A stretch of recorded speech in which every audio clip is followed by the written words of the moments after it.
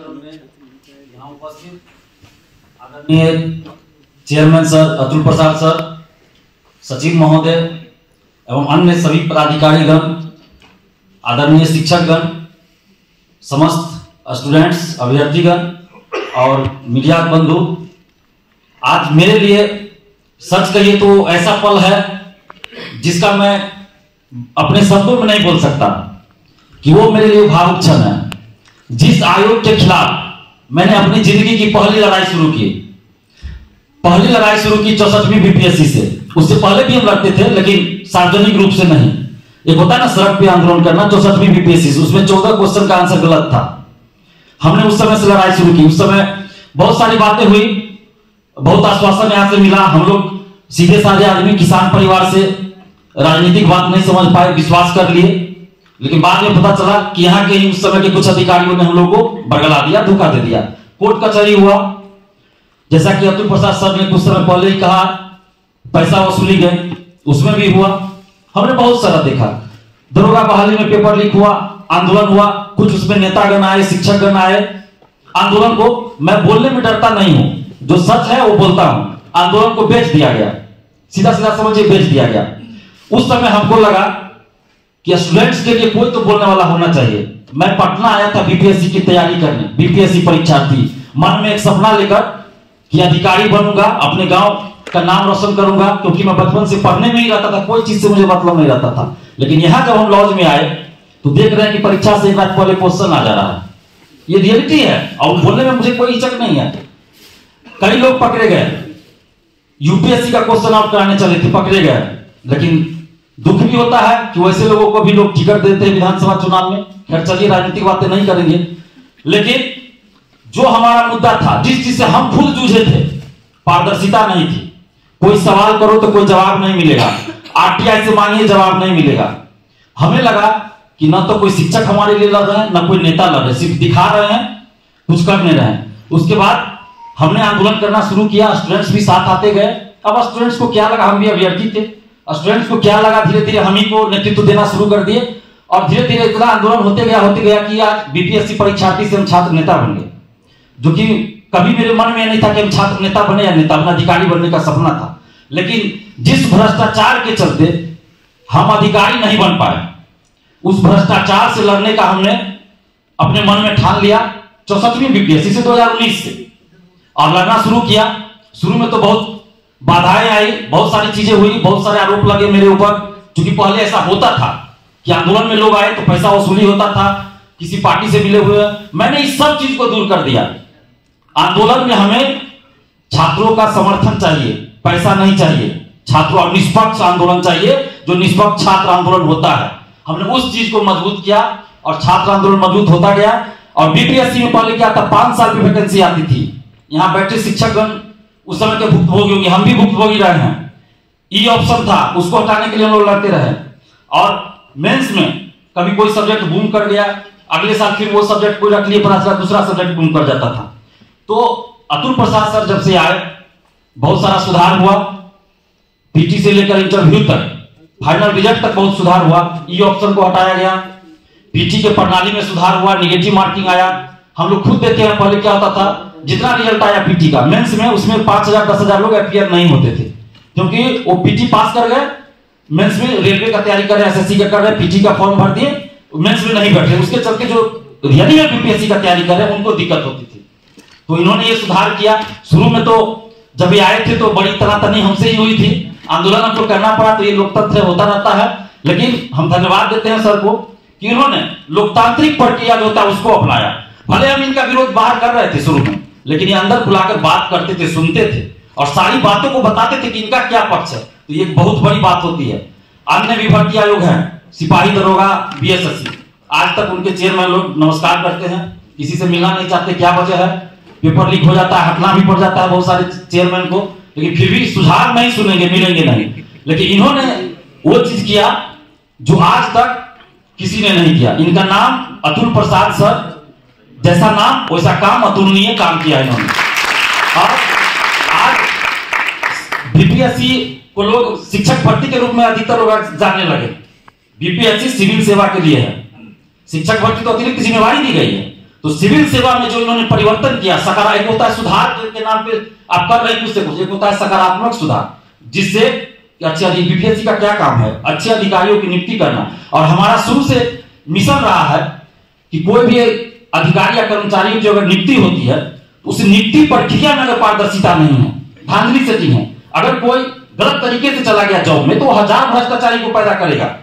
वो कोई ईमानदार, अभी आप देखिए होइएगा सिपाही भर्ती पेपर लीक में भी कुछ लोग पकड़े गए जो पहले से सिपाही थे और वो भी सेटिंग से गए, यानी एक भ्रष्टाचारी कई भ्रष्टाचारी को पैदा करता है। तो वो सब बातों पर नहीं जाएंगे। फिलहाल अतुल प्रसाद सर 12 फरवरी को रिटायर कर रहे हैं, ये तो अच्छा नहीं लग रहा है, लेकिन अब जो नियम है संवैधानिक पद तो होता है, लेकिन हम तो चाहेंगे कि इनको कोई ऐसी जिम्मेवारी दी जाए जो संवैधानिक तरीके से दी जा सकती है। बिहार सरकार को ऐसा करना चाहिए, क्योंकि इनके पास जो इच्छा शक्ति है, जो कर्मठता है, उससे बिहार के विकास में बहुत योगदान मिल सकता है। आगे भी हम तो इनसे अनुरोध करेंगे कि सर, सरकार आपको जिम्मेवारी देती है नहीं देती है आगे ये मुझे नहीं पता, लेकिन आप जहां भी रहिए सर, बिहार के अभ्यर्थियों को और बिहार की जनता के लिए कम से कम ट्विटर के माध्यम से हर मुद्दा को आप अपना पक्ष जरूर रखिए। हम आपसे यही हाथ जोड़कर विनती करेंगे सर, क्योंकि जो प्रक्रिया आपने लोकतांत्रिक जो अपनाया ना, ये बहुत बड़ी बात है। और जो अधिकारी बनने का सपना हम लेकर आए थे पटना, हम अधिकारी तो नहीं बन पाए, लेकिन आज खुशी होती है जब 7वीं बीपीएससी और 7वीं बीपीएससी सफल और टॉपर हमें फोन करता है, कहता है कि दिलीप भैया सबसे पहले आपको फोन कर रहे हैं, क्योंकि आपके वजह से पारदर्शिता आई, अतुल सर की वजह से पारदर्शिता आई और इसलिए हम टॉपर बने हैं। नहीं तो पिछले 5 साल से पीजी पास होते थे, मेंस में फिर कभी इंटरव्यू से बाहर हो जाते थे। तो वो खुशी हमारे लिए अपनी नौकरी से भी बढ़कर आज है कि कम से कम टॉपर लोग फोन करते हैं। और 7वीं का जो रिजल्ट है, मैंने खुद सोशल साइट पे देखा है, कई अभ्यर्थियों को देखा है, 8 साल 10 साल से वो लोग तैयारी कर रहे थे, लेकिन उनका सिलेक्शन नहीं हो रहा था। हम भी उस समय तैयारी करते थे, लेकिन 7वीं और 7वीं में जब सोशल साइट पे हमने देखा कि वो लोग सफल हुए हैं, तो एक अंदर से जो सुकून मिलता है, खुशी मिलती है, वो सबसे बड़ी चीज होती है, वो हमें खुशी मिली। और बीपीएससी में सुधार, कोई भी आयोग हो, कोई भी चीज अंतिम नहीं होता। अभी तक जो सुधार हुआ बहुत अच्छा हुआ, लेकिन ये अंतिम नहीं होना चाहिए। समय के परिवर्तन के अनुसार, समय के अनुसार आगे भी सुधार जारी रहना चाहिए। और एक चीज तो है कि अतुल प्रसाद सर ने एक लकीर खींच दिया है, उस लकीर को अब कोई मिटा नहीं सकता, उससे आगे बढ़ना पड़ेगा। उससे कम पे अगर कोई भी नए चेयरमैन आएंगे, उनसे भी हम कहेंगे कि जितना अभी चल रहा है व्यवस्था वो तो रहे, इससे आगे भी आप सुधार कीजिए, हम लोग स्वागत करेंगे। और उससे आगे भी करना पड़ेगा, क्योंकि नेचुरल जो होता है ना, दबाव भी रहेगा कि पहले से व्यवस्था चली आ रही है, तो आप इसको छेड़छाड़ नहीं कर सकते, इससे अच्छा कर सकते हैं। अभी भी हम आपको कहेंगे दरोगा बहाली, सिपाही बहाली में लोग आरटीआई से मंगाते हैं, कोई जवाब नहीं आता है। बड़ी तकलीफ होता है कि कैसा लोकतंत्र में हम लोग जी रहे हैं। जब पीटी का रिजल्ट आता है तो आरटीआई लगाते हैं अभ्यर्थी, तो जवाब आता है कि बहाली की प्रक्रिया चल रही है, जवाब नहीं दे सकते। जब बहाली पूरा हो जाता है तब आरटीआई लगाते हैं, मार्क्स मांगते हैं, अपना ओएमआर शीट मांगते हैं, तो बोलते हैं कि नीलामी की प्रक्रिया चल रही है, ओएमआर शीट की जवाब नहीं दे सकते। तो भाई आप अगर सही है तो पारदर्शिता लाइए। पेपर लीक के खिलाफ हम लंबी लड़ाई लड़ते रहे हैं, जेल भी गए, कई बार लाठी खाए, मार खाए, लेकिन अब यह चीज हुआ कि जिस आयोग के खिलाफ 2022 में हम बाहर में प्रेस कॉन्फ्रेंस करते थे, कई बार पुलिस से भी बहुत कुछ हुआ, आज उसी आयोग के अंदर आकर हम खुद बोल रहे हैं कि बीपीएससी में पारदर्शी से तरीके से एग्जाम हो रहा है, कोई गड़बड़ी नहीं हो रही है, बहुत अच्छे से परीक्षा हो रही है। और बीपीएससी टीआर-1 में तो हम यहां से सारा चीज देखे थे। और एक और बड़ी बात सर, कि जो भी सेटिंग होता है परीक्षा में, हमने लॉज में रह के अनुभव किया, देखा भी आंखों से कैसे होता है। हमने सारी बातों को मीडिया के माध्यम से उठाया था, सर से भी मिले, बहुत बार बताया, लेकिन हमें उम्मीद नहीं थी, सच्चाई बता रहे हैं कि अतुल प्रसाद सर इन सब चीजों को करेंगे। शुरू में नहीं लगा, लेकिन जब धीरे धीरे हमने देखा कि भाई एक एक चीज को, सोशल साइट पे भी उठ रहा मुद्दा, उनको देख रहे हैं, एक एक चीज को उन्होंने लागू किया। बायोमेट्रिक, मुन्ना भाई जो बैठते हैं एग्जाम में, आज उन लोगों को भी हम कहना चाहेंगे जो शिक्षक भर्ती में कहते हैं कि बीपीएससी में धांधली सेटिंग हुई, तो उनको हम जवाब देना चाहते हैं। दिलीप कुमार वो शख्स है जो 2022 में और 22 से पहले बीपीएससी बाहर बोलता था कि बीपीएससी भ्रष्टाचार का अड्डा है, लेकिन आज वही दिलीप कुमार बोल रहा है कि शिक्षक भर्ती में बीपीएससी की तरफ से कोई गड़बड़ी नहीं हुई है। और बायोमेट्रिक जो व्यवस्था की गई थी वो तो बीपीएससी ने खुद किया था कि भाई बायोमेट्रिक आप दीजिए, फिंगरप्रिंट आपको 6 महीना बाद, साल भर बाद, 6 साल बाद भी विभाग आयोग चाहेगा तो पकड़ लेगा कि आप सही में वही अभ्यर्थी है कि नहीं जो एग्जाम दिए थे। अब ये तो जो आयोग है, शिक्षा विभाग हो, सरकार हो या फिर कोई भी, वो जांच कर सके, तो बहुत अच्छी व्यवस्था हुई है। तो इसमें तो बीपीएससी को दोष क्यों दिया जाएगा? तो बीपीएससी की वजह से आज शिक्षक जो है, फर्जी शिक्षक को पकड़े जा रहे हैं। ये तो अच्छी शुरुआत उन्होंने की ना। ये तो सभी भर्ती आयोग में होना चाहिए। सीसीटीवी कैमरा आपने लगाया, पेपर लीक जो बहुत बड़ी समस्या बिहार की और पूरे देश की बन चुकी है, उस पर आपने जो कदम उठाया, पूरा बंद कर दिया रास्ता। आज केंद्र सरकार को भी कानून लाना पड़ा है पेपर लीक पे, और हम लगातार ये मांग करते रहते कि 10 साल कम से कम सजा का प्रावधान हो।